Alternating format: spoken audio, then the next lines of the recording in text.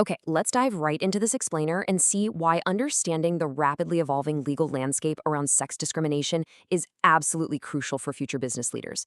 Because look, if you're stepping into a management role, this isn't just about HR box checking. It's about protecting your team, your company, and frankly yourself from some incredibly expensive and damaging pitfalls. So, what does sex discrimination actually look like?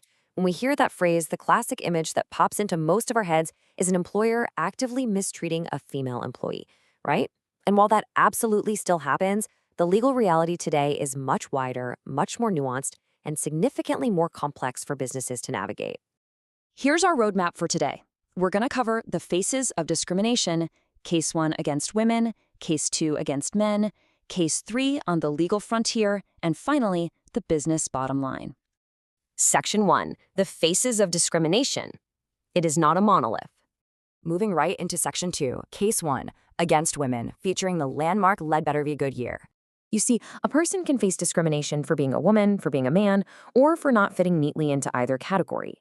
Recognizing all three of these faces is literally the only way to genuinely protect your organization.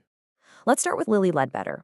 Imagine this. You work at a Goodyear plant for almost 2 decades. By 1998, she was retiring, taking home $3,727 a month. But then she finds out her male peers, they were making over $5,200 for doing the exact same work. And she only found out because someone slipped an anonymous note into her mailbox. But when she sued, the Supreme Court actually threw her claim out. Why? Because the law back then required filing a claim within 180 days of the original discriminatory pay decision. Since she didn't know about the secret pay gap back then, her claim was tossed. This prompted an absolutely legendary blistering dissent from Justice Ruth Bader Ginsburg, who argued that pay discrimination is hidden by nature and shouldn't just age out on a technicality. Well, Congress listened. They responded by passing the Lilly Ledbetter Fair Pay Act of 2009, making it so every single unequal paycheck restarts that 180-day clock. So a buried pay gap no longer ages out. It just continuously builds liability. This is a massive lesson for any business. Pay discrimination is a slow accumulating liability. You can't just rely on the clock running out anymore. You have to actively prevent the gap from forming in the first place, with clear pay grades and regular audits. All right, Section 3, Case 2 Against Men, featuring Moritz v. Commissioner. In this case, a young Ruth Bader Ginsburg proved that rigid sex stereotypes create legal liability regardless of who they disadvantage. Charles Moritz was a never-married man who cared for his elderly, invalid mother. To keep working, he had to hire a caregiver. But when he tried to claim a standard caregiver tax deduction, the IRS flat-out denied him. Why? Because the policy just assumed caregivers were women, or men who had previously been married. As a never-married man, Moritz was entirely excluded purely because of his sex. Ginsburg specifically chose a male plaintiff here to show male judges that these rigid stereotypes really do hurt everyone. And this is so relevant today. It shows how neutral-sounding policies, like modern parental leave structures, can still discriminate against men in practice and invite incredibly costly lawsuits. Think about it. If your company offers a generous primary caregiver leave, but in practice mostly approves it for mothers while offering fathers a fraction of the time, you are stepping right into the Moritz trap. Stereotypes like men aren't primary caregivers create massive legal exposure for companies today. Section 4. Case 3. The Frontier. When a person doesn't fit the binary. We are now entering unsettled legal territory where the law is actively shifting. Because nature isn't always a clean switch. A minority of people are born with differences of sex development, or DSD. This means their physical traits just don't strictly align with standard male or female templates. We are saving the deeper biological details for our broader audio discussion, but as a business leader, you need to know that making assumptions about a person's fit based on appearance or strictly binary policies can create serious friction and potential discrimination claims. Take Caster Semenya, for example. She's the 2-time Olympic 800-meter champion from South Africa. She was raised and legally recognized as female her whole life, but has a natural difference of sex development resulting in higher testosterone. World Athletics actually required her to medically suppress her natural testosterone just to compete. Semenya refused and eventually won a procedural victory at the European Court of Human Rights in July 2025. Now, this is a deeply contested issue. Sports bodies argue it's all about fair competition, while human rights groups argue the rules are degrading and invasive. We aren't picking sides here, just looking strictly at the facts of the case. Now, I absolutely have to flag this clearly. That European ruling is a preview of shifting norms. It is not binding U.S. employment law. As a U.S.-based manager, you cannot look to the Semenya ruling as binding precedent.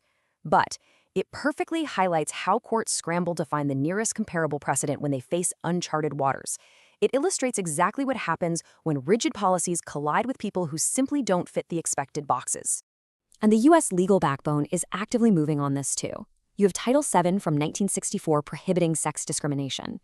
Then the Supreme Court's 2020 Bostock decision protected gay and transgender workers. Fast forward to 2025, and an executive order directed federal agencies to use biological definitions, which led the EEOC to rescind its previous harassment guidance in early 2026. But crucially, Bostock wasn't overruled. The underlying statute hasn't changed. This leaves employers with a patchwork of shifting risks. The frontier is unpredictable. And in business, unpredictable usually means expensive if you end up in court. Which brings us to Section 5, the business bottom line. From legal history straight to the manager's desk. Legal theory is fascinating, sure, but how does this actually apply when you're running a team? It all comes down to landing these 5 takeaways. 1. Discrimination against women is illegal. 2. Discrimination against men is illegal. 3. Non-binary and DST cases are an unpredictable legal frontier. 4. Allowing discrimination is just a terrible business decision. And 5. Prevention is your best defense.